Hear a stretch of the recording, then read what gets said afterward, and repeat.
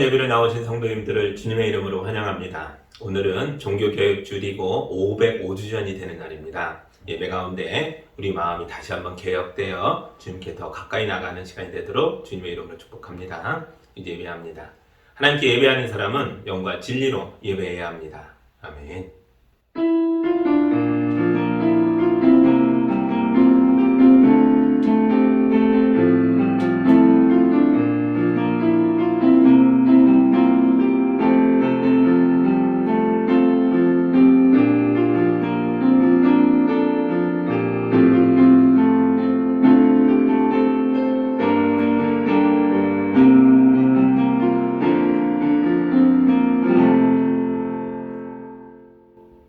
사랑의 하나님 아버지, 우리의 예배 가운데 임하셔서 주님의 성도들이 올려드리는 찬송과 기도와 감사의 제사를 받아 주시옵소서.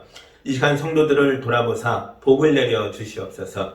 마음의 고통이 사라지게 하시고 육체의 연약함이 고쳐지게 하여 주시고 수험생들의 노력이 아름다운 열매가 되게 하여 주시며 무엇보다도 우리에게 진리의 말씀으로 깨우쳐 주사 우리 모두가 하나님의 나라를 소유한 기쁨이 넘치게 하여 주옵소서. 예수님의 이름으로 기도합니다. 아멘. 찬송가 19장 우리 함께 찬양합니다.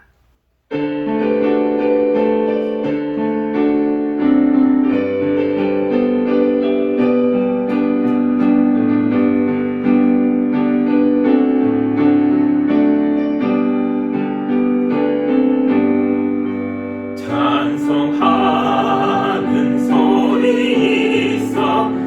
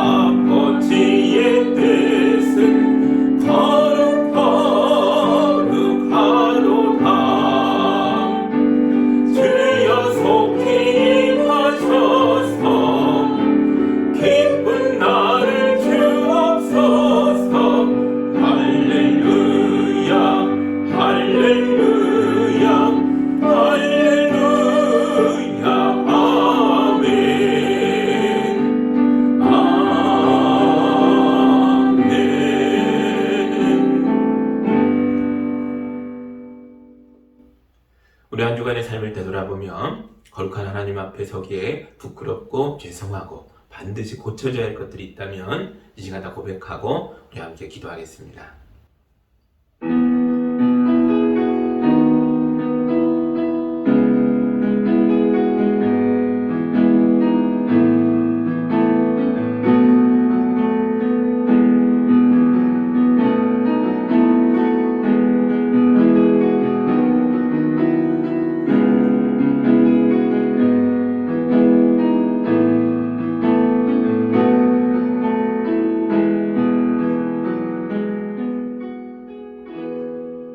사랑의 하나님 아버지, 한 주간 주님과 동행하며 살고자 했지만 마음의 다짐과는 다르게 우리의 손과 발이 죄악을 향했습니다.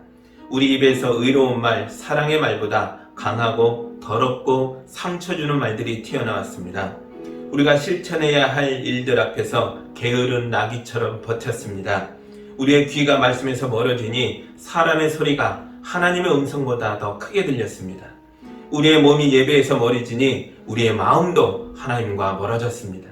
주여, 이제 우리가 주께로 돌아왔사오니 우리를 불쌍히 여겨 주옵소서. 주님께서도 우리에게 가까이 나아오셔서 주님의 자녀들을 사랑으로 품어주시고 용서하여 주옵소서. 예수님의 이름으로 기도하옵나이다. 아멘. 우리 주님이 주시는 용서와 치유와 화해의 말씀을 들으시기 바랍니다. 그러나 여러분은 택하심을 받은 족속이요 왕과 같은 제사장들이요 거룩한 민족이요 하나님의 소유가 된 백성입니다.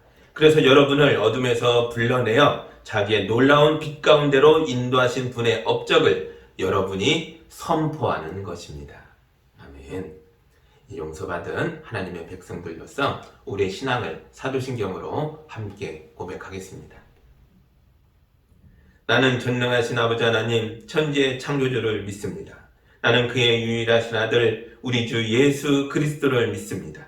그는 성령으로 잉태되어 동정녀 마리아에게서 나시고 본디오 빌라도에게 고난을 받아 십자가에 못 박혀 죽으시고 장사된 지 사흘 만에 죽은 자 가운데서 다시 살아나셨으며 하늘에 오르시어 전능하신 아버지 하나님 우편에 앉아 계시다가 거기로부터 살아있는 자와 죽은 자를 심판하러 오십니다. 나는 성령을 믿으며 거룩한 공교회와 성도의 교제와 죄를 용서받는 것과 몸의 부활과 영생을 믿습니다. 아멘. 찬송가 258장 함께 찬양하겠습니다.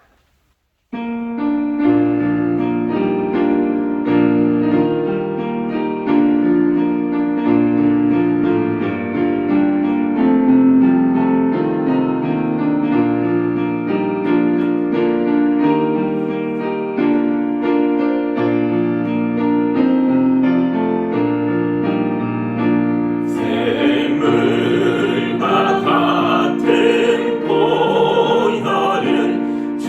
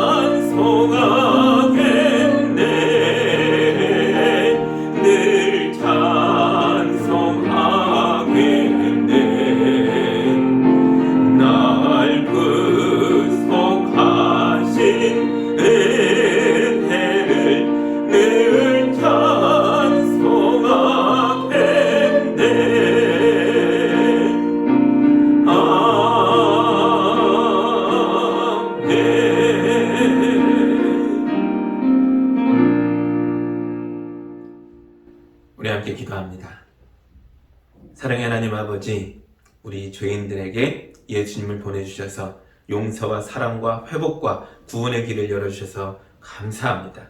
날마다 구원의 감격 속에서 주님께 감사하며 기쁨으로 찬송하며 담대하게 살아나가는 우리 성도들 되게 하여 주옵소서. 가을 깊어지며 기온이 많이 내려가고 호흡기 질환들이 유행하고 있습니다. 코로나와 독감과 감기의 각종 바이러스들로부터 우리 성도들을 지켜주시고 특히 우리의 어린 자녀들을 돌보아 주시옵소서.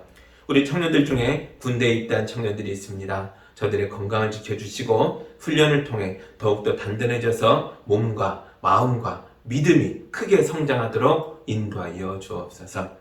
입시 마지막 시간을 앞두고 노력하는 수험생들과 함께하여 주옵소서. 초조하고 긴장된 마음으로 살고 있는 저들을 위로하여 주시고 저들의 건강을 지켜주옵소서. 무엇보다도 믿음에 믿음을 더하여 주셔서 간절히 기도하는 법을 배우게 하여 주시고 성실한 노력으로 하나님의 영광을 보게 하여 주옵소서. 주여, 이 나라와 민족을 불쌍히 여겨 주옵소서. 세계 경제가 급격하게 불황으로 접어들면서 금리가 무섭게 오르고 사람들의 생활이 피폐해지고 있습니다. 안보의 위협도 나날이 커지고 있습니다. 이런 어렵고 위험한 시대를 살아가는 우리를 불쌍히 여겨 주옵소서. 나라의 지도자들에게 지혜를 주시고 올바른 길을 발견하여 이 나라와 백성을 바르게 인도하도록 도와주시옵소서. 우리 교회에 성령의 능력을 부어주사 힘들고 어려운 시기를 통과하고 있는 우리 이웃을 주님의 말씀으로 위로하는 교회와 성도들이 되게 하여 주옵소서. 세계 열방과 땅끝까지 가서 복음을 전하는 선교사님들과 저들의 가정을 돌보아 주옵시고 우리 교회 성도들을 축복하셔서 우리 교회가 지금보다 더 힘있게 더 풍성하게 선교와 복음 전도의 사역을 끝까지 잘 감당하도록 도와주시옵소서. 우리의 목자이시며 우리 교회의 머리이신 예수 그리스도의 이름으로 기도하옵나이다. 아멘.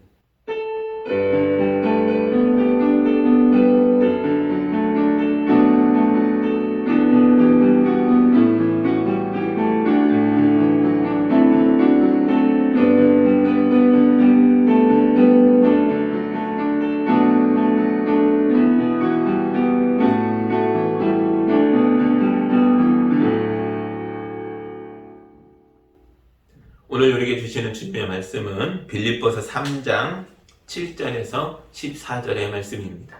하나님의 말씀을 봉독할 때 여러분도 함께 보시기 바랍니다. 그러나 나는 내게 이루었던 것은 무엇이든지 그리스도 때문에 해로운 것으로 여기게 되었습니다.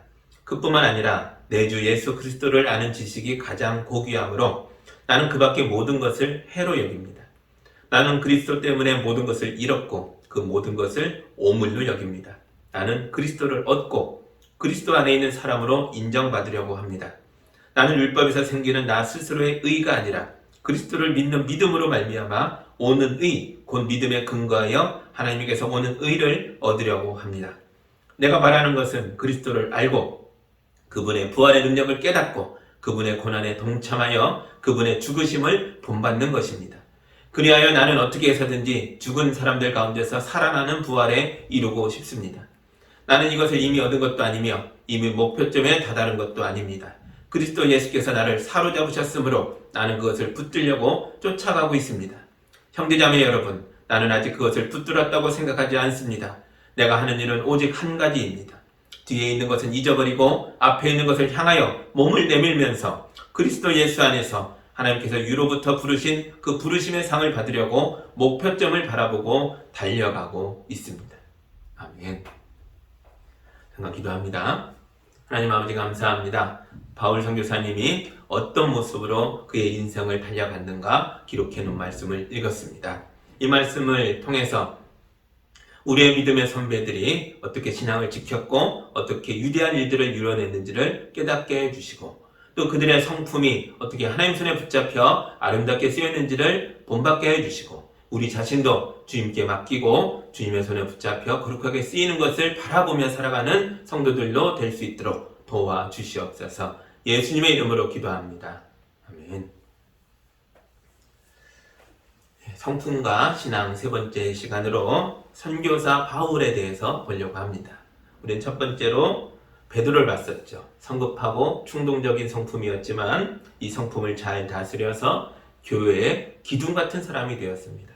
아브라함도 봤죠. 소극적이고 우유부단한 성품이었지만 이 성품을 잘 다스려서 믿음의 조상이 되었습니다. 오늘은 성품과 신앙 세 번째 시간으로 바울 선교사님의 성품을 살펴보려고 합니다. 이분도 굉장한 분이십니다.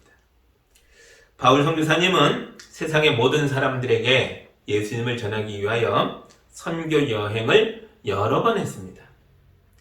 그 2000년 전 그 옛날에 세계 여행을 한 거나 마찬가지죠. 성경에 기록된 대로만 추스려 봐도 적어도 3번 이상을 여행을 한 거로 보입니다.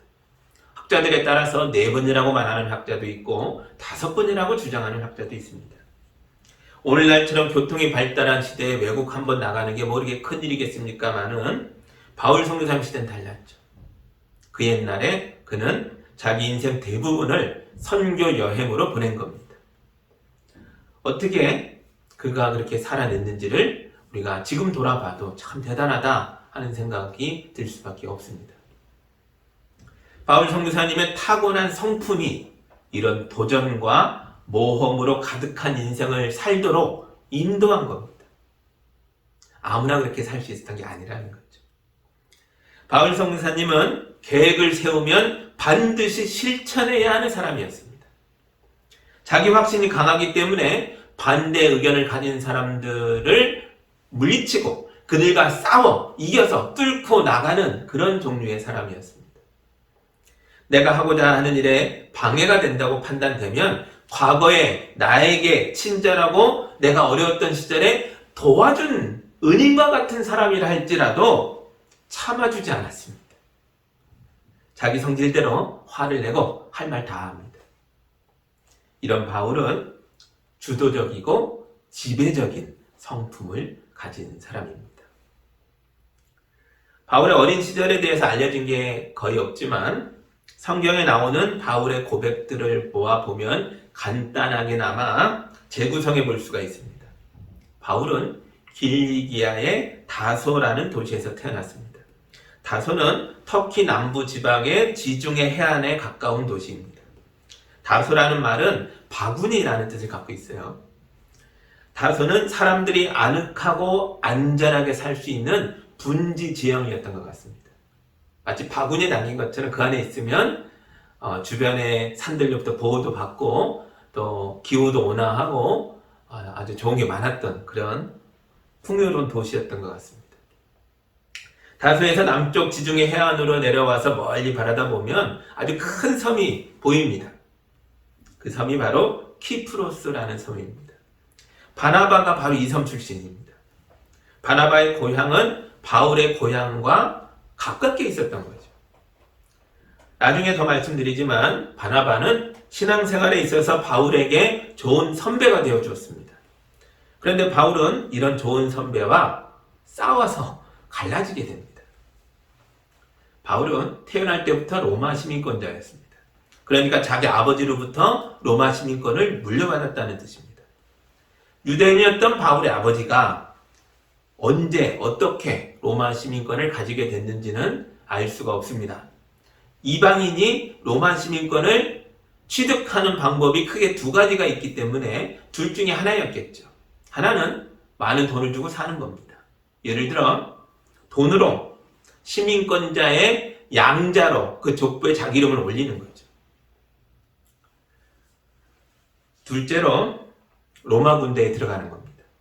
로마 군대에 들어가서 군인이 되어 로마를 위하여 전쟁터를 전전하며 한 10년 이상 싸우고 제대하면 시민권을 줬습니다. 물론 그 전쟁터에서 죽지 않고 살아 돌아왔을 때 얘기죠. 죽으면 그만입니다.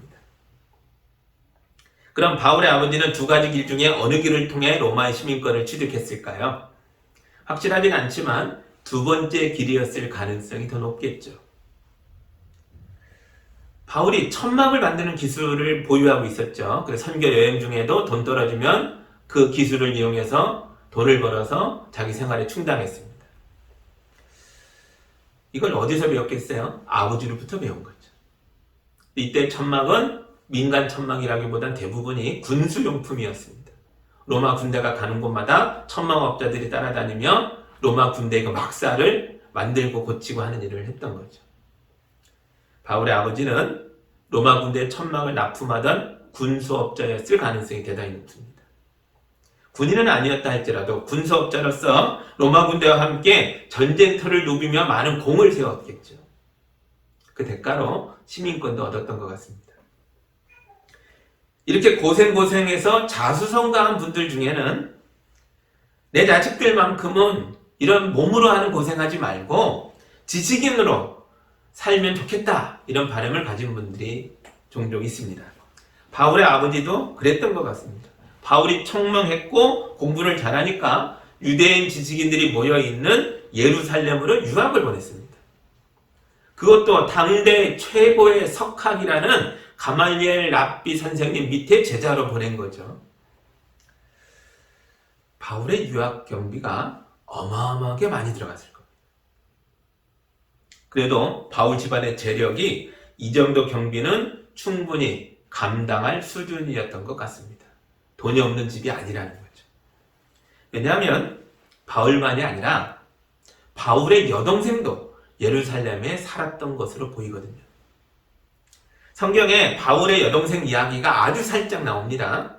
예루살렘에 영향력 있는 집안으로 시집을 간 것 같아요. 이 여동생이 낳은 아들이 예루살렘 귀족 집단의 회의에 참석할 정도였거든요. 바울이 3차 여행을 마치고 예루살렘에 왔을 때 이야기입니다. 이때 나이가 한 50대 후반이나 60대 초반쯤 되었을 것 같아요. 오순절에 예루살렘에 올라온 아시아의 유대인들이 성전에서 바울을 발견합니다. 그리고는 그를 잡아 죽이려고 애쓰기 시작했죠. 폭동이 일어날 조짐이 보이자 예루살렘을 지키던 천부장이 군대를 데리고 와서 바울을 체포해 갑니다. 이 천부장의 이름이 글라우디오 루시아라고 성경에 나옵니다. 그리고 바울이 로마 시민권자라는 걸 알고 바울의 처리에 대해서 아주 고민이 많아지게 됩니다.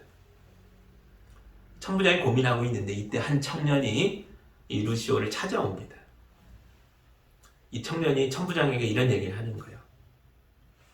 유대인 40명이 바울을 죽이기 전까지는 음식을 먹지도 않고 물도 마시지 않겠다고 맹세한 암살단을 만들었다는 겁니다. 이 청년이 바울의 조카입니다. 여동생의 아들이죠. 예루살렘 유대인 귀족 집안으로 시집간 여동생이 낳은 아들이기에 이런 유력자들, 이런 예루살렘의 제사장의 허가도 맡고 이런 일을 할 수 있는 사람들에 들어가서 그들이 주고받는 이야기를 엿들을 수가 있었던 거죠. 바울의 배경을 간단하게 보려 했지만 도저히 간단하게 볼 수 없을 정도로 바울의 배경이 보통 사람보다 훨씬 많은 것들을 가지고 있다는 걸 볼 수 있어요. 태어날 때부터 로마 시민권자였죠. 개인적으로도 머리가 똑똑하고 실력이 있었습니다. 그리고 좋은 선생님 밑에서 배웠습니다. 집안의 재력이 충분합니다. 여동생이 시집간 사돈집도 굉장한 집인 것 같습니다. 바울이 왜 결혼이 늦어졌는지 모르겠지만 어쩌면 눈이 엄청나게 높아서 자기에게 걸맞는 집안의 여자를 찾느라고 늦어졌는지도 모르겠습니다. 그런데 바울이 예수 그리스도를 만난 뒤로는 이 모든 걸 해로운 것으로 여겼습니다. 오늘 말씀 볼까요? 빌립보서 3장 7절에서 9절입니다. 그러나 나는 내게 이루었던 모든 것이 무엇이든지 그리스도 때문에 해로운 것으로 여기게 되었습니다. 그뿐만 아니라 내 주 예수 그리스도를 아는 지식이 가장 고귀함으로 나는 그 밖의 모든 것을 해로 여깁니다. 나는 그리스도 때문에 모든 것을 잃었고 그 모든 것을 오물로 여깁니다. 나는 그리스도를 얻고 그리스도 안에 있는 사람으로 인정받으려고 합니다. 나는 율법에서 생기는 나 스스로의 의가 아니라 그리스도를 믿는 믿음으로 말미암아 오는 의, 곧 믿음에 근거하여 하나님에게서 오는 의를 얻으려고 합니다. 아멘. 바울은 예수 그리스도를 얻었고 대신 그리스도 때문에 자기가 가지고 있던 모든 것을 잃었습니다. 바울이 가진 게 뭐였다고요? 로마 시민권. 부모가 물려주는 재력, 자기의 똑똑하고 유능한 실력, 유명한 선생님 밑에서 배운 것, 또 사돈댁이 예루살렘의 귀족집인 거, 이런 거를 예수 믿는 바람에 다 잃었다는 거죠. 그런데 바울이 이렇게 얘기하죠. 내가 그러나 잃은 게 아니라 스스로 버린 겁니다. 왜냐하면 바울에게 있어서 예수님이 아닌 것 모두 오물이기 때문입니다. 오물이라는 말은 그리스어 스쿠발론의 복수형 스쿠빌라라는 말에서 온 건데요. 이 말의 의미들은 쓰레기, 찌꺼기, 노폐물, 그리고 배설물을 의미하는 단어입니다. 이런 단어의 선택에서 바울의 강하고 극단적인 성품이 보여지는 거죠. 다른 말을 쓸 수도 있었는데 바울은 이렇게 극단적인 단어를 많이 씁니다. 자기가 보기에 우리 예수님 말고는 모든 게 똥덩어리라는 거죠. 예수님은 이런 바울을 구원하시기 위하여 많은 노력을 하셨습니다. 우리 예수님이 첫 번째로 하신 노력은 바울을 용서하는 것이었습니다. 본래 바울은 율법에 충성하는 바리새파 사람이었죠. 바리새파 집단이 예수님의 핏값으로 세워진 교회를 미워하라고 가르쳤을 때에 바울은 그 누구보다도 더 열심히 교회를 미워했습니다. 예루살렘 교회를 박살내고 난 다음에 또 어디를 때려 부술 교회가 있나 찾아보니까 시리아 땅의 다마스쿠스라는 도시에 제법 규모가 있는 교회가 있다는 걸 알게 됩니다. 그래서 매사에 목표를 세우고 돌진하는 성품의 바울은 그 즉시 예루살렘 대제사장에게 찾아가서 추천서를 받아냅니다. 제사장이요, 내가 가서 다마스쿠스 교회도 때려 부수겠습니다. 거기에 있는 유대인들에게 내 주장을 말하고 그들과 접촉해서 힘을 보탤 수 있도록 추천장 하나 주십시오. 제사장이 써줍니다. 그러니까 바울은 예수님의 원수인 겁니다. 그리고 예수님의 핏값으로 세운 교회를 부수고 예수님의 사람들인 교인들을 때리고 감옥에 보내는 철천지 원수인 겁니다. 그런데 우리 예수님은 다마스쿠스로 가는 길목에서 바울을 기다리고 계셨습니다. 복수하려고 거기 서 계신 게 아니었습니다. 바울을 깨우쳐서 구원하시려고 기다린 겁니다. 길에서 바울이 강력한 빛을 보고 눈이 멉니다. 그리고 누군가가 자기의 이름을 부르는 소리를 들었습니다. 사울아, 사울아, 너는 왜 나를 핍박하느냐. 여기서 사울이란 바울의 유대인식 이름입니다. 사울을 그리스식으로 하면 파울로스가 되는 거죠. 이걸 우리말로 번역할 때 사울, 파울로스, 이거를 바울이라고 번역했습니다. 바울은 땅에 엎어져서 물었습니다. 주님, 누구십니까?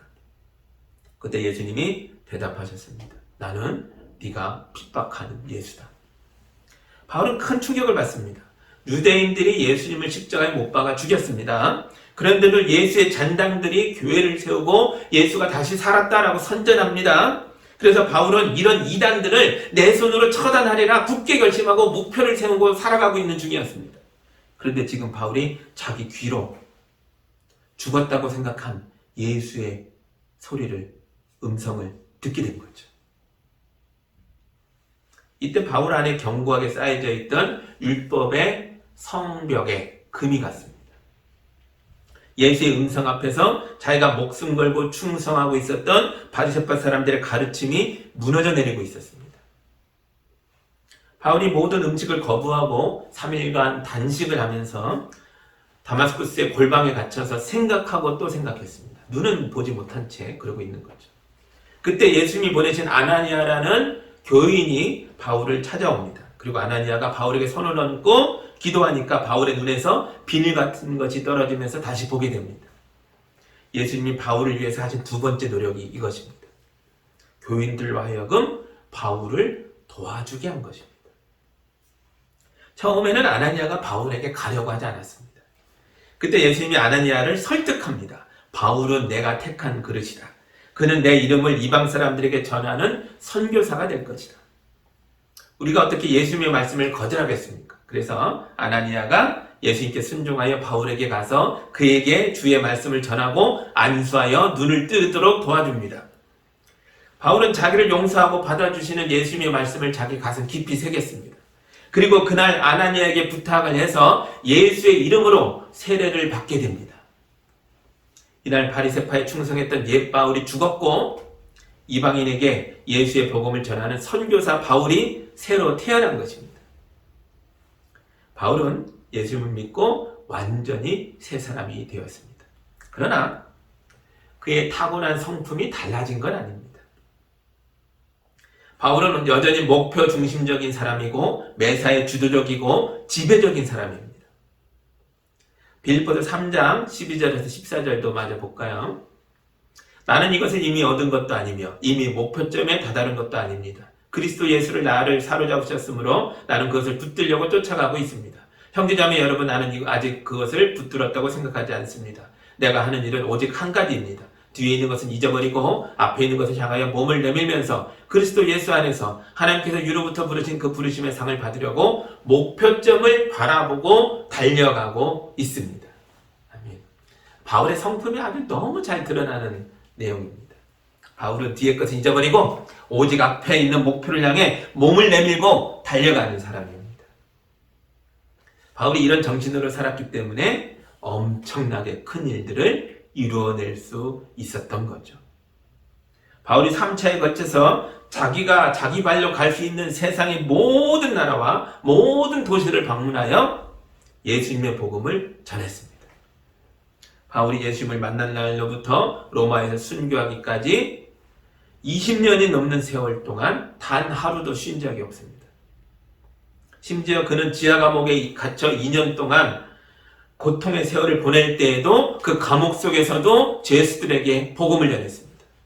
심지어 총독과 왕들과 로마 황제 앞에 서서 재판을 받을 때에도 자기 변론을 하기에도 바쁜 시간에 복음을 전했습니다.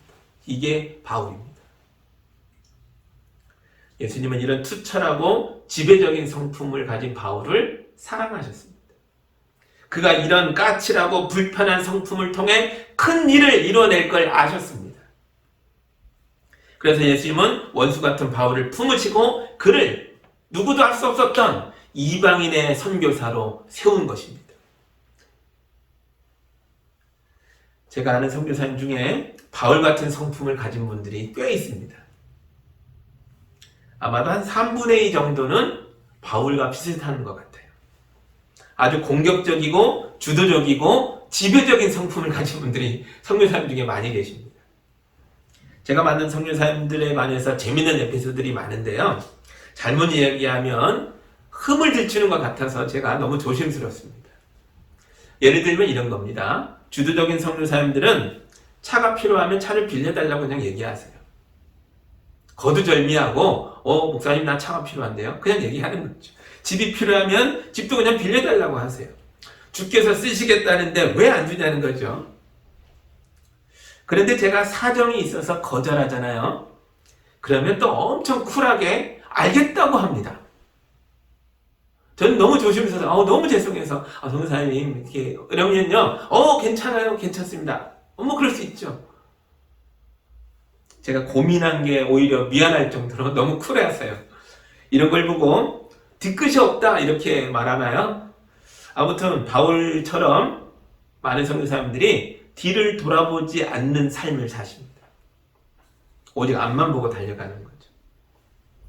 이런 성품들이 지기에 선교사님들이 땅끝 오지 마을까지 들어가서 목숨 걸고 예수님을 전하는 겁니다. 저처럼 생각이 많은 사람은 이것저것 많이 따져보다가 결국 선교지에 못 가게 될 가능성이 훨씬 더 많겠죠. 그래서 저는 우리를 대신해서 선교지를 향해 달려가신 선교사님들을 바울처럼 위대한 사람들로 알고 사랑하고 존경하는 것입니다. 바울은 위대한 선교사입니다. 그러나 성품이 강직하고 목표 중심적이고 상황을 주도하고 지배하려는 마음이 크기 때문에 일에 방해가 되는 사람이 보이면 참지를 못합니다. 그래서 바울이 큰 일을 많이 행하지만 대신 바울 곁에 있던 사람들이 마음의 상처를 받게 되는 일도 자주 있었습니다. 대표적인 사람이 바울을 교회 지도자로 세워주는 일에 앞장섰던 바나바입니다. 바울은 교회를 박해하던 사람이죠. 이런 사람이 어느 날 갑자기 내가 예수님을 만났습니다. 내가 새 사람 됐습니다. 이러고 온다고 해서 교회가 그를 선뜻 받아줄 수가 없습니다. 아니면 어떡합니까? 속임수면 어떡합니까? 교회에 와서 교인들의 명단을 쫙 파악한 다음에 다 잡아가면 어떡할 겁니까? 그때 교회에서 존경받고 인정받던 바나바가 나서서 바울의 보증인이 되어줍니다. 내가 책임집니다. 바울은 진짜로 변했습니다. 그리고 자기 고향 다소에서 숨어지던 바울을 데려와서 안디옥 교회에서 자기와 함께 목회하도록 지도자로 세워줍니다. 바나바가 아니었으면 바울이요 이렇게 설 수가 없었다고요. 그러니까 바울에게 있어서 바나바란 큰형님 같고 멘토고 아주 좋은 선배였던 거죠. 심지어 바나바는 바울과 함께 1차 선교 여행의 동역자가 되어 물심양면으로 바울을 도와줍니다. 바울의 가장 강력한 후원자요 동역자가 된 것이죠. 바울에게 있어서는 은인이에요. 은인. 그런데 바울이 이런 바나바와 심하게 다투고 갈라서게 됩니다. 1차 선교 여행에 바나바의 조카 마가가 따라왔는데요. 예루살렘 부잣집 도련님으로 곱게 자란 마가가 선교 여행에서 너무 힘들었나 봐요. 중간에 도망쳐서 예루살렘으로 돌아가 버립니다. 그리고 마가는 마가 나름대로 너무 미안하고 후회하고 반성하는 시간을 가졌던 것 같아요. 바나바와 바울이 2차 선교 여행을 준비한다는 얘기를 듣고 마가가 다시 왔어요. 죄송합니다. 이번에는 안 그러겠습니다. 저도 함께 가겠습니다. 그러나 강직한 성품의 바울은 마가를 용서하지 않았습니다. 사람을 품고 세우는 성품을 가진 바나바가 마가에게 만나야 할 기회를 한 번 더 주자고 간곡히 부탁했지만 바울은 완강하게 반대합니다. 그래서 바울과 바나바가 갈라서게 된 거죠. 바나바는 마가를 데리고 자기 고향 키프로스로 전도 여행을 갑니다. 바울은 새로운 동역자 실라와 함께 2차 전도 여행을 역시 자기 고향인 길리기아 지방으로 가버립니다. 그리고는 성경에 두 사람이 다시 만났다는 이야기가 없습니다. 만났겠죠. 그러나 그런 기록이 남아있지 않습니다. 바울은 자기가 존경하던 사람과도 싸웠습니다. 바울이 존경한 사람이 바로 예수님의 수제자인 베드로였습니다. 바울은 예루살렘에 갈 때마다 베드로를 찾았고 베드로를 만나서 예수님에 대한 대화를 나누는 걸 너무너무 기뻐했습니다. 그런데 안디옥 교회에서 일이 벌어졌습니다. 베드로와 바울이 이방인 그리스도인들과 함께 교제하며 식탁에서 밥을 먹고 있는데 갑자기 예루살렘에서 유대인들이 찾아온 겁니다. 이미 우리가 알고 있듯이 베드로는 그의 성품이 생각보다 행동이 더 빠른 사람이죠. 내가 어떻게 행동해야 될까 미리 생각해보지 않고 이게 어떤 결과가 나올까 생각해보지 않고 이 자리에 있는 게 저들의 눈에 좀 안 좋게 보이면 어떡하지? 그리고 바로 튀어나가 버렸습니다.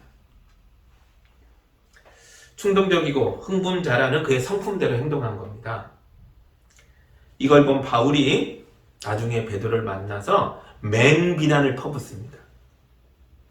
바울의 성품으로는 자기가 존경하던 사람이건 말건 교회 기둥 같은 사람이건 말건 상관없었던 거죠. 아닌 건 아니라는 거죠. 신약성경에 남아있는 바울의 편지들을 보면 매사에 단호하게 판단하고 결정하는 표현들이 정말 많이 나옵니다. 책망의 말들도 많이 나오죠. 특히 고린도 교회 교인들이 많이 혼났습니다. 그러다 보니까 바울도 공격을 많이 받았습니다. 이방인들과 다른 유대인들에게 공격을 받는 것만이 아니라 교회 안에서 다른 교인들에게도 공격을 많이 받습니다. 심한 말도 많이 들었고요. 바울의 편지들에는 이런 공격을 받고 아파하는 내용도 많이 나옵니다. 바울이 나이가 많아서 로마 감옥에서 처형될 날을 기다리고 있을 때에 안타깝게도 바울의 곁에 있는 남아있는 사람들이 얼마 없었습니다. 바울의 제자들 중에도 자기 선생님인 바울과 싸우고 헤어진 사람들이 아주 부지기수로 많았거든요. 주도적이고 지배적인 성품을 가진 사람들은 큰일을 해냅니다. 그러나 바로 그런 성품 때문에 사람들에게 상처 주기가 쉽고 사람들을 잃고 외로워지기가 쉽습니다. 그러므로 주도적이고 지배적인 성품을 가진 사람들은 자기 성품을 잘 다스려야 합니다. 어떤 기준이 필요하죠. 어떤 기준으로 내 성품을 다스려야 할까요? 예수 그리스도이십니다. 예수님은 적대자인 이 철천지 원수 같은 바울을 품으셨잖아요. 예수님의 사랑을 배워야 합니다. 예수님은 바울과 논쟁한 게 아니라 품고 용서하고 사랑하셨습니다. 그래서 자기가 변화된 거잖아요. 똑똑했던 바울은 이런 예수님의 사랑을 깊이 고민하고 생각해 봤습니다. 그리고 그걸 아름다운 문장으로 자기 편지에 기록했는데요. 고린도전서 13장에 그 사랑의 이야기들이 쫙 기록되어 있죠. 기록만 할 게 아니라 자기도 실천해야죠. 바울은 타고난 자기의 성품을 고칠 수는 없지만 이 성품을 다스리기 위해서 많이 노력했습니다. 이런 노력의 결과가 바로 디모데 목사님입니다. 디모데는 이방인 아버지와 유대인 어머니에서 사이에서 태어난 혼혈인입니다. 자기 정체성에 혼란을 겪는 어린 시절을 가졌던 것 같습니다. 디모데는 조용하고 착한 성품이고 몸이 약해서 좀 비실비실했어요. 사람들한테 잘 나서지 못하고 주도적이지 못한 정말 바울과 반대되는 성품입니다. 바울의 본래 성품대로 하면 진짜 성에 안 차는 존재인 거죠. 그런데 바울이 디모데를 자기 제자로 삼았고 아들처럼 아꼈습니다. 유약한 성품의 디모데가 강직한 바울 밑에서 많은 사랑을 받으며 훈련받음으로 정말 좋은 지도자로 성장하게 됩니다. 디모데는 바울의 마지막까지 함께했던 사람입니다. 바울은 또 자기가 심하게 대했던 마가에 대해서 다시 돌아보게 됩니다. 그래서 감옥에서 마지막 임종을 앞두고 디모데를 부를 때 이런 부탁을 하죠. 네가 올 때에 마가를 데려와라. 그렇게 바울은 자기의 모험이 가득했던 그리고 사명감으로 충만했던 인생을 아름답게 마무리하고 자기가 그렇게 목표로 했던 하나님 나라로 들어갑니다. 우리 중에도 주도적이고 지배적인 성품을 가진 분들이 계실 겁니다. 이런 분들은 하나님의 나라와 주님의 교회를 위해서 큰일을 할 사람들입니다. 그러니까 여러분의 그 많은 에너지를 세상에 똥덩이를 모으는데 다 쓰지 마시고 오직 주님께 드려서 거룩한 인생을 사시기 바랍니다. 그리고 지배적인 사람들은 자기의 성품을 예수님의 사랑으로 잘 다스릴 수 있어야 합니다. 그러지 못하면 지배적인 성품이 독재로 흘러가기가 쉽습니다. 그러면 사람들을 지나치게 통제하고 압박하기 때문에 주변의 사람들이 상처를 입고 떠나가게 될 겁니다. 그래서 인생이 외로워질 수도 있습니다. 주도적인 분들이 조심해야 할 것이 또 있습니다. 주도적인 분들은 지나치게 일중심이라 쉴 줄을 모릅니다. 자기가 안 쉬니까 다른 사람이 쉬는 것도 못마땅합니다. 그러나 사람은 쉬어야 합니다. 쉬지 않고 계속 일만 하면 결국 그 사람은 그 일을 오래 하지 못하게 될 것입니다. 이런 분들 곁에는 바나바나 디모데 같은 사람들이 꼭 있어야 합니다. 바나바는 사람을 격려하고 위로하고 품어주고 세워주는 성품을 가진 사람입니다. 디모데는 성실하고 꼼꼼하고 끈질긴 성품의 사람들입니다. 이런 사람들이 바울 곁에 있었기 때문에 바울이 하나님의 일을 끝까지 완수할 수 있었습니다. 바울 같은 분과 대화할 때는 여러분 이야기를 빙빙 돌리지 말고 직설적으로 말하십시오. 그래도 괜찮습니다. 이런 분들은 상처 잘 안 받아요. 그래야 오해가 없습니다. 저도 강한 성품의 선교사님들이 오셔서 들어주기 어려운 요구를 하실 때면 그 자리에서 바로 거절합니다. 그래도 괜찮다고요.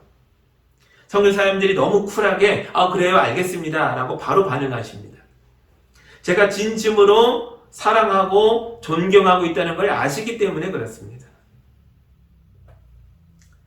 그래서 어떻게 보면 바울 같은 성품을 가진 분들은 오히려 상대하기가, 대화하기가 더 편한 분들입니다.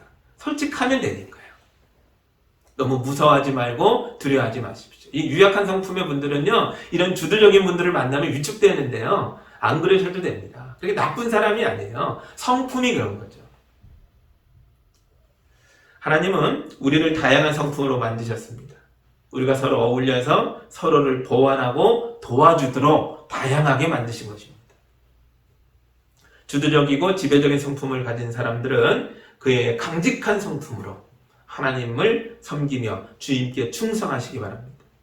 앞장서고 주도하는 성품으로 다른 사람들이 할 수 없는 놀라운 하나님의 일들을 이루어 가시기 바랍니다. 주님 손에 붙잡혀서 바울처럼 거룩하게 쓰임받는 성도들이 다 되기를 우리 주님의 이름으로 축복합니다. 아멘. 이제 기도합니다. 하나님 감사합니다.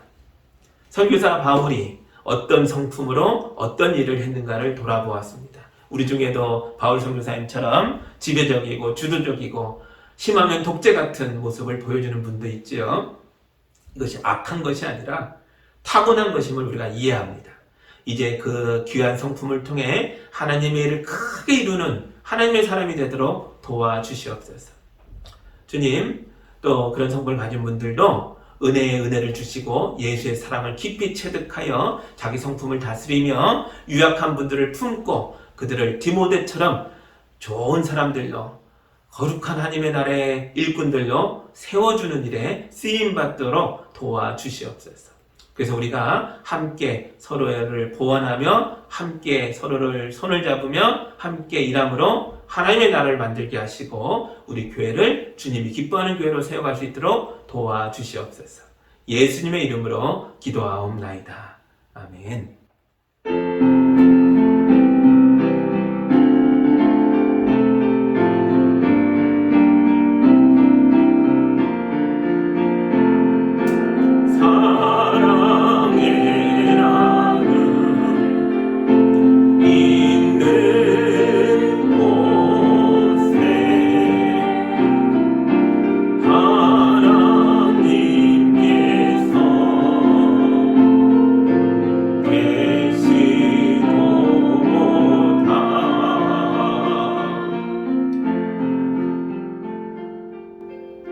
사랑의 하나님 아버지 감사합니다. 우리 성도들이 이 땅에서 물질로 많은 어려움을 겪고 살아가는데 주님이 안타까이 여기시며 하늘문을 여사 이른 비와 늦은 비로 복되도록 주님이 도와주신 줄 믿습니다. 우리 성도들 하늘 바라보며 담대하게 믿음으로 살아내도록 도와주옵소서. 연약함으로 고통받는 분들이 있다면 주님의 치유의 광선이 발하여져서 회복되도록 도와주시옵소서. 해야 할 일들이 많아 고민하는 분들이 있다면 주님이 그 마음에 용기를 불어넣어 주시고 앞길을 향해 달려나갈 수 있는 힘을 가질 수 있도록 도와주시옵소서. 우리 성도들이 주님의 은혜에 감격하여 귀한 예물을 올려드렸습니다. 이 예물을 통해 하나님의 영광이 드러나게 하시고 거룩한 교회가 세워지게 하시고 땅끝까지 나아가 목숨 바쳐 살아가는 선교사님들을 후원하게 해주시고 많은 사람들을 구원하는 데에 거룩하게 쓰이게 하여 주옵소서. 예수님의 이름으로 기도하옵나이다. 아멘.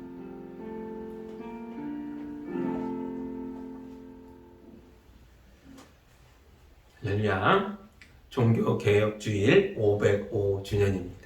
우리 마음에도 개혁되어야 할 것들이 있고 우리 삶에도 개혁되어야 할 것들이 있습니다. 종교개혁 정신은 날마다 개혁하는 거거든요. 주의 말씀을 들었고 또 여러 생각들을 가지게 됐습니다. 그것을 흘러가는 것으로 보내지 마시고 붙들고 변화되는 하나님의 역사와 능력이 되도록 우리가 기도하고 나아갈 때 주님이 이루실 줄 믿습니다. 한 주간도 승리하는 성도들이 되기를 다시 한번 주님의 이름으로 축복합니다. 아멘. 이제 주가 일하시네 힘차게 부르고 우리의 삶으로 나아가겠습니다.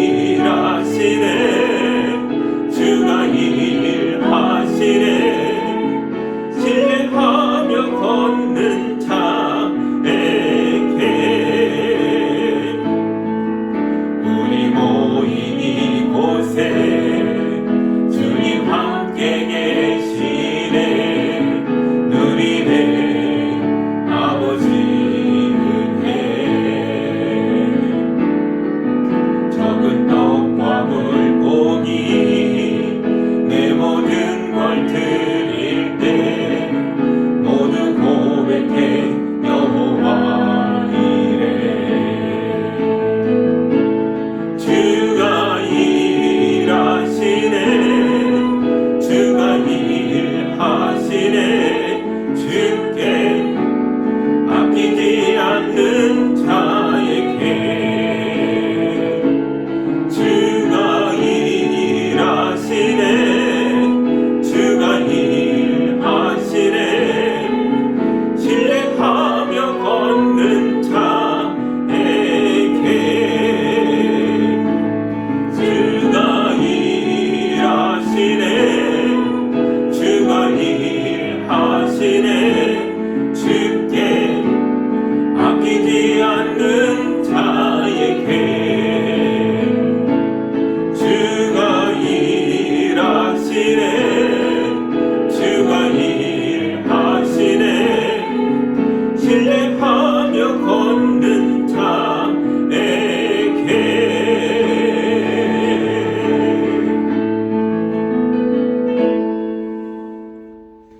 이제는 우리 주 예수 그리스도의 은혜와 우리 하나님 아버지의 크신 사랑과 성령님의 인도하심이 주님 말씀을 듣고 이 말씀에 비추어 내가 어떤 존재인지를 깨닫고 하나님 주신 성품을 잘 다스리며 하나님의 역사를 이뤄가는 성도들과 가정과 일터위 위에 이제로부터 영까지 함께하기를 간절히 축원하옵나이다. 아멘.